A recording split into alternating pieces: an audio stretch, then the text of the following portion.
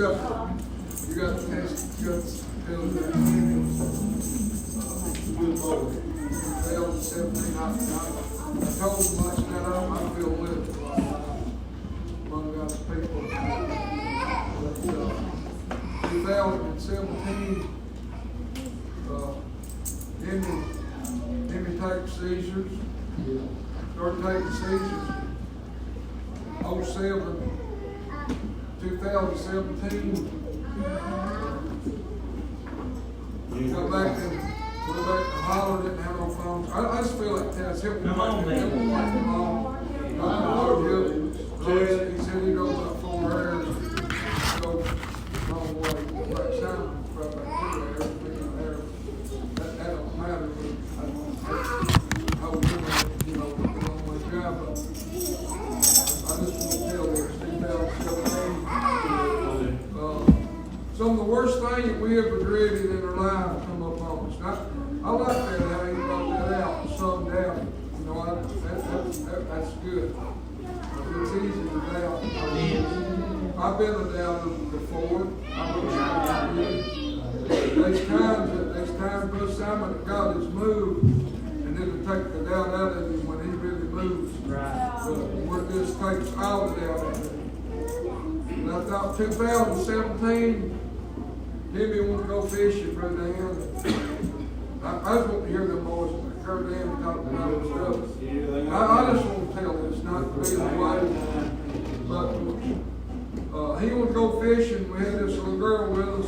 Come on, Demus. One of the worst things that we ever, since 2007, Timmy started taking seizures. He was working in the coal mines. He started taking seizures. Worst thing in life that we dreaded was him being around water. That's the very thing he likes to do. He likes to fish. And he said, "Dad, will you take us fishing?" This little girl, Mike Lawson's little girl, she's probably 7 or 8 or something. And we got way back in the holler back above my house there in the old strip job pond. Didn't have no phone signal. Back there by myself, me and him, that little girl, and he got to fishing, and the little girl was fishing, I was helping her. She was catching fish, and I was just kind of helping her, letting them fish. And the thing that we dreaded worst happened to me that day. The thing that I told last night at church, I said, sometimes God will prove to us just how big that He really is. Come on, the worst thing, and I thought that little girl, I had my back turned, and that little girl, she hollered and she said, "Timmy's in the water." And I looked, and he'd made his way around the back of that pond. And I'm going to say, I'm measured. I just kind of want to know how far it was. I think it's 140-some foot or something. It was a long way. It was a long way. Close to probably maybe that road over. It was a long way. And I thought, when I looked around, there was nothing but his hip sticking out. And his face down out in that pond, about 10 foot out in that pond, floating. And I thought to myself, you know, all we've been through with him in the hospitals, stuff, I thought to myself, it's over with. I'll never get to you. Right, brother. I got a bad ankle and I can't run that fast. Yeah. There's a big rock drain between us, probably from here to that end of that seat there, and had to cross that big rock drain down, and I thought, I'll never get to you. But I took off, and when I took off running, I threw my stuff down, and I took off running, trying to get to it. And I told Tyler, I said, every step I made, I was hollering at the Lord. Yeah, come on, baby. Dude, every step I made, and this is what I was hollering. I said, Lord, help us. That's all I could say. Every step I made, I was hollering, Lord, help us. And I was limping. And I finally cut around and tried to take a shortcut. there's an island come out, and he must have been next to that island. I tried to take a shortcut, and I took that shortcut, and I jumped into that pond. When I jumped into that pond, I was probably still from here to him or her, from him, long way from him. And when I jumped in that old strip pond, matters got worse because they got mud in the bottom of it about that deep. And dude, when I hit that mud, it stuck me just like a plunger. Yeah, come on, Demus. I was pulling my feet trying to get loose. And I was trying my best to get to him, everything, but I didn't really. It just looked bad for me. Come on, Demus. When I finally got to him, I was in water about this deep. The mud stuck. And then he's still laying there. I mean, he'd been there, I don't know how long he had been there. And I know that humans can't breathe underwater. Come on, man. He didn't have no goggles on or nothing. But I reached down and got his shoulders like this, Brother Simon, and I picked him up out of the water. And I guess I wasn't doubting or nothing, but when things look hopeless, when things look hopeless, Goop, now Goop, things look hopeless for you and Gail at one time. Yeah, come on, man. But when Goop put that shotgun under his face, sir, Come on now, boys. and that shotgun wouldn't fall. Goop was out there, I don't believe you care for me to tell you. Goop was out there on drugs real bad, trying to end his life. And that gun wouldn't fall. Yeah, come on now. And then maybe that next day or so, he maybe sold it or gave it to his uncle or somebody. And they fired that gun. You know, the Lord knew where Goob and Gail was going to live. He knew that Gail would make a good one and Goob would make a good one. But my hope looked bad, but when I picked him up out of that water, Come on, man. and I said, "Are you all right?" What else should I say? And he reached up like this and wiped the water out of his eyes. Come on, man. And he breathed. He's been in there a long time, man.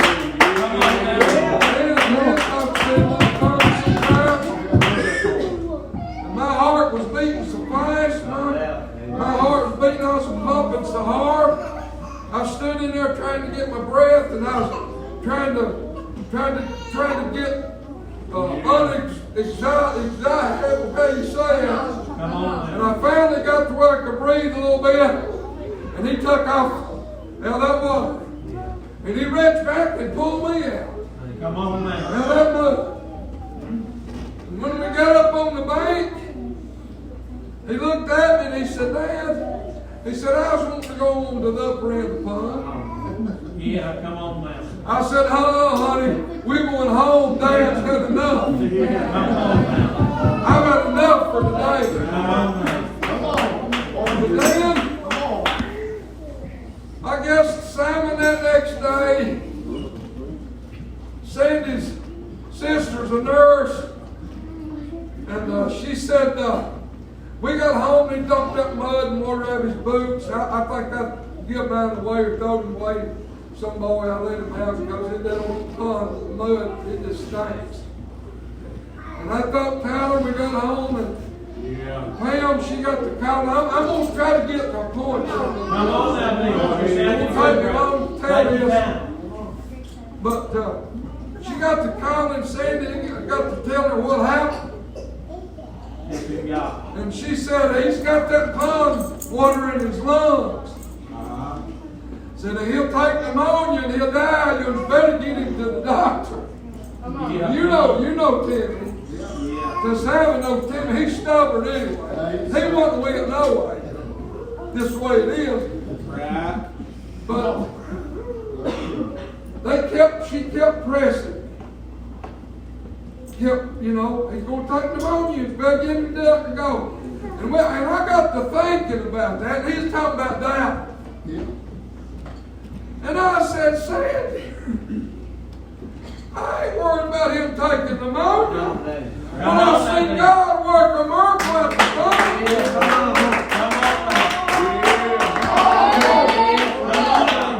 Wow, but I'm worried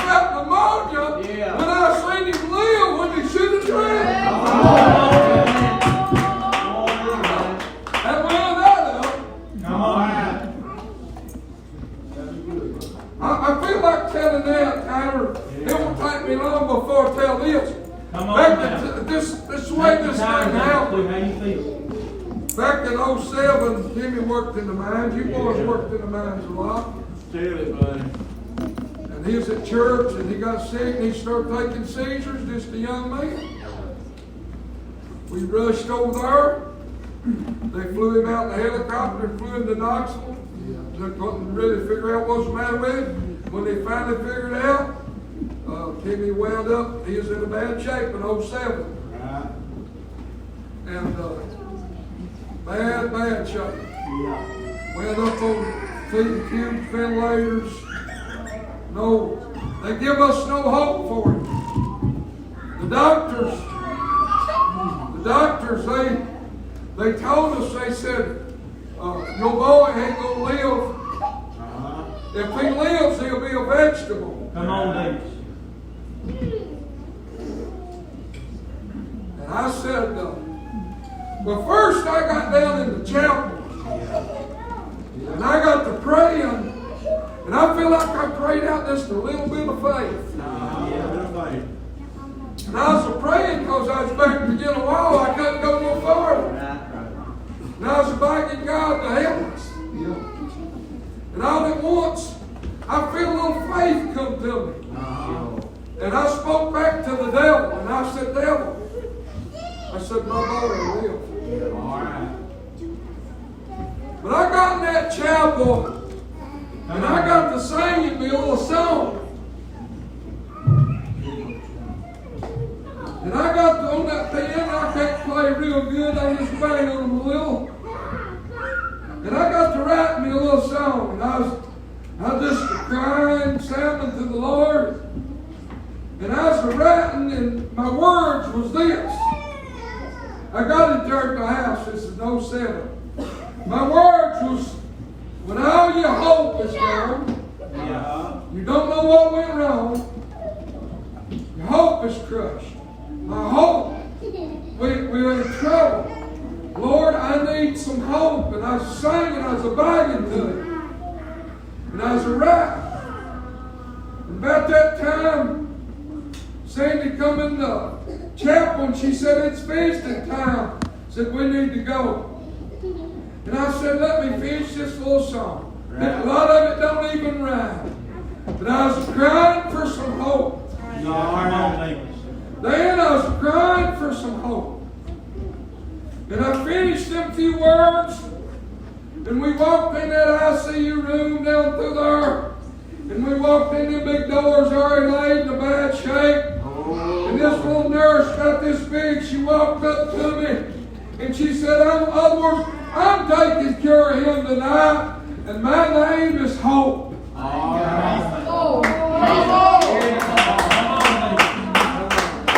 said it could have been Jill, but God give me hope. He knows what her name was. He gave me hope when I didn't have one.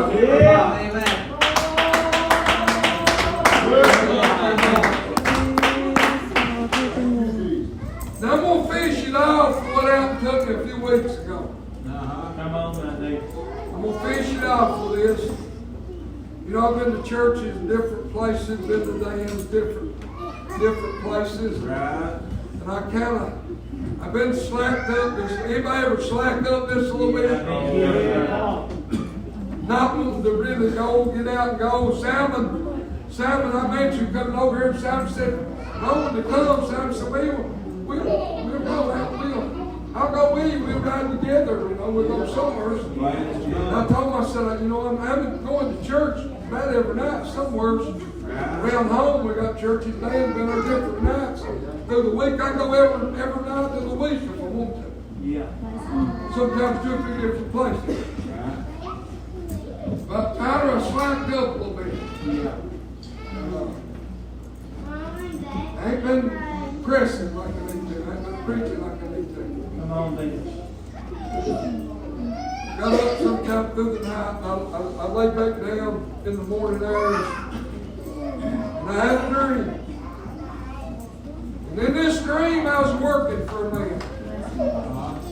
And I was building a house for him. And this house, I had it framed up. And I was missing. I was coming in late and I was missing. I was doing my job. Man, you probably heard me tell this. And this man, he was about to farm. And he asked me in this dream, serious, what's wrong with you? Right. What's wrong with you? Now, when the Lord tells you something, it's going to be serious with you. What's wrong with you? What you doing? And my excuse, well, everybody else ain't, they kind of missing a little bit.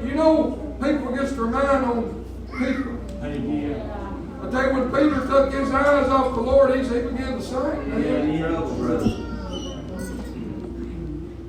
I was trying to use excuses now. Yeah, I've done it. That man, he was trouble with me.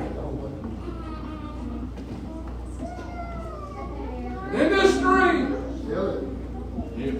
this man had a son. And this man's son was a perfect mail driver. I know who that was. Come on, man. He was a perfect mail driver. I seen the nails.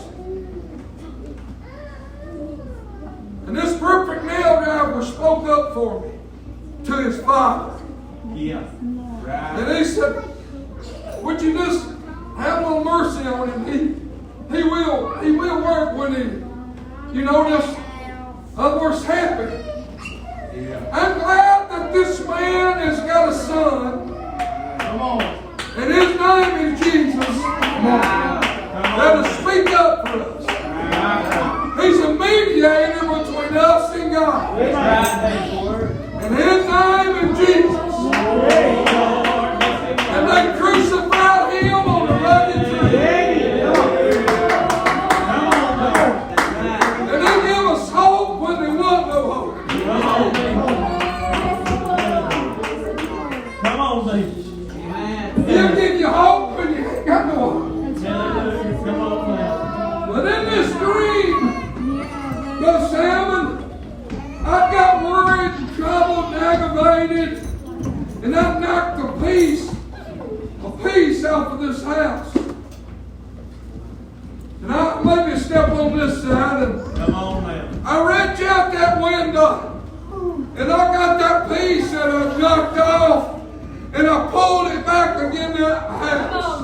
Right, brother. And that perfect mail driver, he nailed that piece back on there. Come on, man. Come on, man. Man, I was about to get in trouble. Come on, man. I was about to get in trouble. But he nailed that piece back on my house.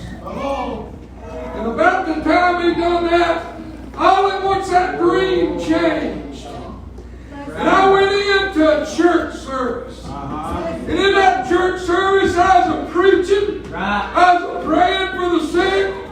And I was feeling that peace back in my house again. George, I'm here. This man grew back into a damn peace when that old shotgun won't fall.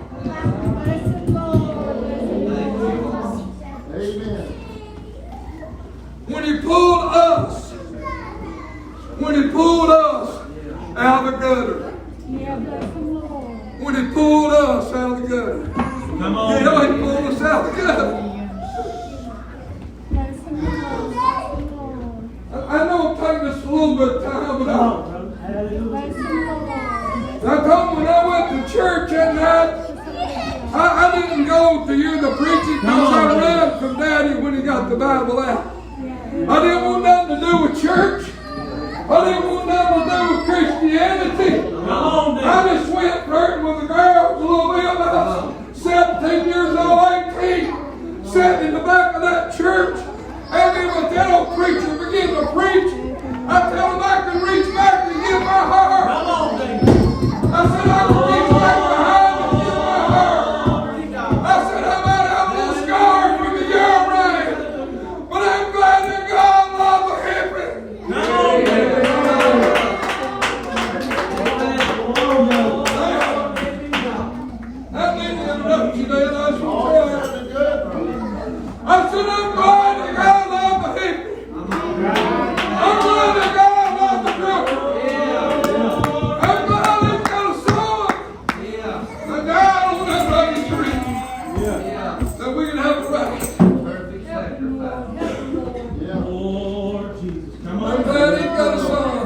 Y'all's son. That's a perfect nail right there. Amen. And that happened to me, Dad. Come on now, Demus. That piece, you know, that piece back on that. So if you got any problems now, you can let this nail driver nail that piece back on your right. I told Mother night, maybe the house fork. I think Gail was there. I said, right before, I'm almost done. Right before I got saved, Come on now. me and my daddy and my cousin, we was making moonshine in 66. Way back up in the holler. We was making moonshine. I was just a young boy, a teenager. Was pumping up a gas burner. You pump that gas burner up and you make that moonshine. Run it through that copper worm. That's what we was doing. That's how we was making some money. But Mommy prayed against us. She prayed against us. Come on Lord, now. Lord, they're worrying me to death. Please stop them some way. Yeah, come on. Please stop them some way. Come on, Demus. Stop that on her boy some way. Yeah. Stop that man that's giving so much heartaches. Yeah, come on now. We pumped that burner up, and one of us took the hose off and unlit a lighter to look at the gauge on the thing. We was right over top of it. It was raw gas. And I used to think, why didn't that burn the smoke down and melt the smoke down? Yeah. Then I got to thinking, I know why it didn't.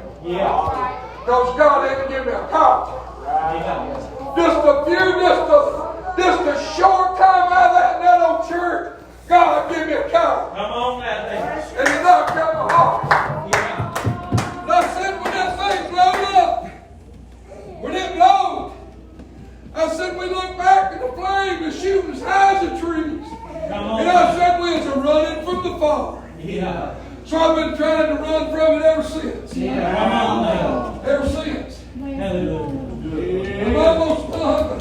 Come on, Demus. Just a little bit more I'm going to put in this. Come on now. When my boy was down there, and they give us no hope, but God give us hope. They called us in, and they said, we was going down that hall, and I looked at his mother-in-law and his little wife, my wife, and I said, we going to get bad news today. I felt that way. Yeah. They come in there and there he laid. Ventilator's tubes. And doctor said, your boy ain't gonna live. He'll be a vegetable. Someone just FaceTimed him there one God. Or he called someone. He won't be right no more. Come on now. He ain't gonna live. We need to do autopsy on his brain. I said, Doc, can we hope for a miracle? Yeah. Yes. Mr. Couch, you can hope for a miracle. Yeah. But you ain't gonna get one in this case. Right. I said, Doc, I said, we're gonna pray anyhow. They give us no hope.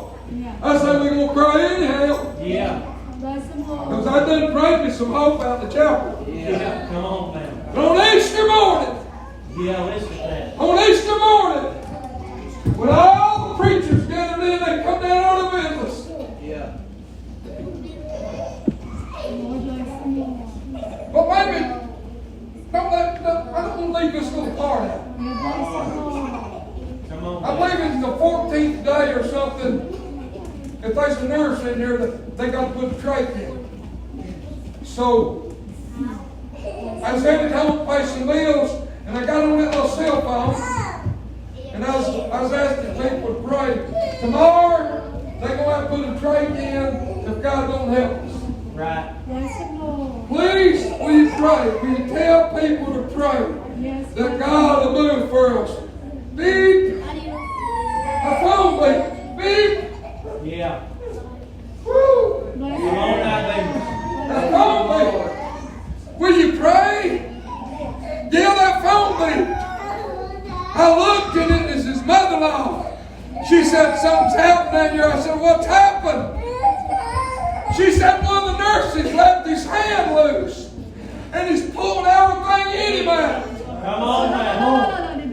He pulled his feeding tube, his ventilator. He pulled everything out of him without loose hand. Come on now. But he's breathing on his own. He's a breathing, he's a dying God. Praise the Lord. Praise the Lord. Come on now. But they said, you boy ain't gonna live. Yeah. They give us no hope. We're gonna pray anyway. Yeah. Come on. On Easter morning, we gathered in there. Preachers began to pray. All at once, me and Sandy, I said, Kimmy, he'd get in Walmart, he'd praise the Lord. Yeah. He'd get in Walmart, he'd take his hat off. I said, man, he's right there in front of all this people. Come on. Ashamed of nothing. I'm a little backward, I'm a little ashamed sometimes. I go to Walmart, I may do like this, I go through checkout. He ain't ashamed of nothing. Praise the Lord. I said, Timmy, Yes. can you praise the Lord? His hand like this. He barely raised that hand. And he said, you couldn't hardly hear him, but he said, praise the Lord. And he started getting better in a minute. Come on, baby. It's fixed to let him come home. And them doctors, that one's I guess a practitioner or what they are, they run under doctors. I remember him especially. He met me in the hall, man. Boy, I tell you what, we have really helped your boy. Yeah. We have worked a miracle with your boy. We have really helped him. I don't believe in mean to nobody. Come on, man. I don't care if it's a doctor, a lawyer, a judge. You don't be mean to people. No, you can't, bro. I was raised not to be rude to people. Right. But I never said nothing. In my mind, I was thinking, Tell it. We know where help comes from. you Tell it, David. gave me no hope. Come on now. It wasn't you, but it was God. Come on now. When you give me no hope, God gave us hope. Yeah. Come on now. I just want to tell a few little miracles that God done for us. Yeah. Come on. Just a few of them. Yeah. And I'm sure you all have had a lot done too. Yeah. I could go around and on, but I feel like telling a few little Yeah, things. glad you did, baby. Tell me about that fishing boat. Yeah. Let's do it, sir. After I got down there, after I prayed out that little bit of hope in that chapel, after I prayed out that little bit of faith, I was back up against the wall in that chapel, but I come out with some hope. Right. Dude, I was against that wall. I was crying. And Chris, he was fixing to come down. My boy, he's still laying there since before he got better. He's in bad shape. And I said, Chris, will you do me a favor? Whatever you need, we're here for you. I said, will you buy my boy a fishing pole? Come on now. It looks like he's in bad shape, about to die. They give us no hope, but will you buy him a fishing pole? Come on. That's the faith that he's talking about. Yeah. Yeah. Come on. Come on. Yeah, I'll give him a fishing pole. The other brother come, he said, I'm going to stop buying a tackle box. Yeah. Come on. Come on now. Yeah. So when he was talking about that a while ago down, I was thinking about that little woman, I believe they said lived up Hardin or somewhere. And she said, there's a big mountain that she had to walk. People used to have to walk to church. Big mountain she'd have to walk, and it's just so hard on her. She said, the preacher preached that God could move mountains. I'm going to pray that God will move this mountain. Yeah. It won't be so hard on me. I reckon the preacher, some of them noticed that I don't mean that kind of mountain. Listen, that means anything God wants it to be. That's right. Anything you want it to be. Right. Well, I believe they said, she said, God said if you pray to this mountain, and a few days went by, somebody pecked me on her door. She opened that door. Just so and so, we just come to inform you. We're going to build a road through here. We got to move this mountain. Amen. Come on, man. Praise the Lord. Thank you, Lord. All right. Come on, man. Thank you, We're Lord. going to build a Calvary road. We're going to move this mountain. Thank you, Jesus. Just like the little lady that took the umbrella. They said, well, it ain't raining. They said, well, we're going to pray for rain. Why'd you bring an umbrella for? It's sunny and tight and dry. Didn't we pray for rain? Yeah. I took a lot of your time, but I appreciate it. I'm glad he's got a son that's a nail driver. He's a perfect nail driver. And he spoke up for me, and he spoke up for you. Yeah. But that, Colorado, we just want to leave it. Yeah, glad to hear it. Let's see Dad, let's see him. Yeah, a while.